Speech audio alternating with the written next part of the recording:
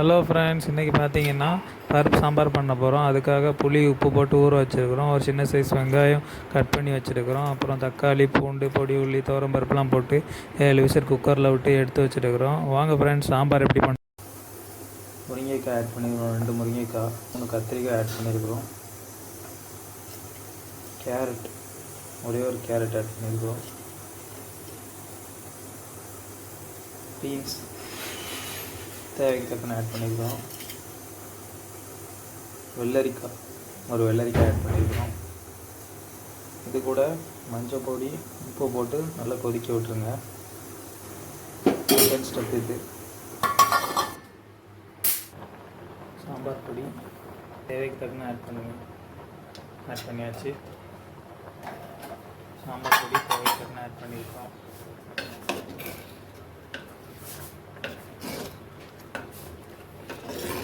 புளி கரைசல் ஆட் பண்ணியாச்சு. பருப்பு ஆட் பண்ணுறோம். முதல்ல ரெடி பண்ணி வச்சுருந்தது.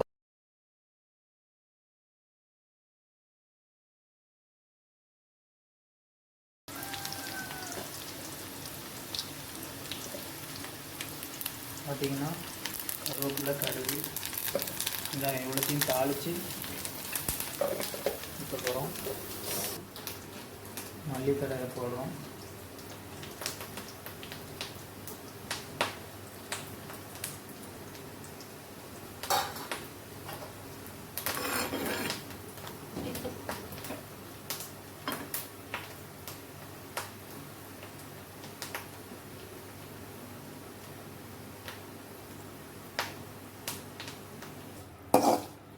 வெங்காயம், கருவேப்பிலை, கடுகு 3ஐயும் அரைச்சி ஆட் பண்ணுறோம்.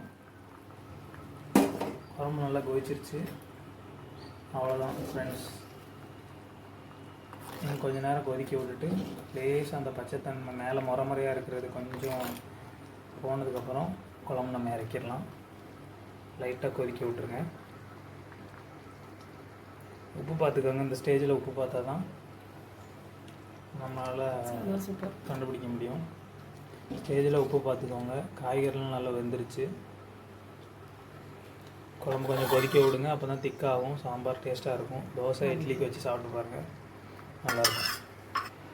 இது பார்த்திங்கன்னா எல்லா காய்கறியும் போட்டு சாம்பார் வச்சுருக்குறோம். இது பருப்பு குழம்பு கிடையாது. பருப்பு குழம்புங்கிறது வீடியோ நம்ம சேனலில் வீடியோ போட்டிருப்போம். இது பருப்பு சாம்பார்.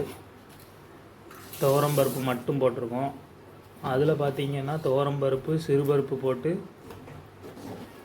நம்ம ஸ்டார்டிங்கில் குக்கரில் கொதிக்க விட்டுருப்போம். இதில் துவரம்பருப்பு மட்டும் போட்டு பருப்பு சாம்பார் பண்ணியிருக்கிறோம். ட்ரை பண்ணி பாருங்கள், நல்லா டேஸ்ட்டாக இருக்கும். Thank you friends.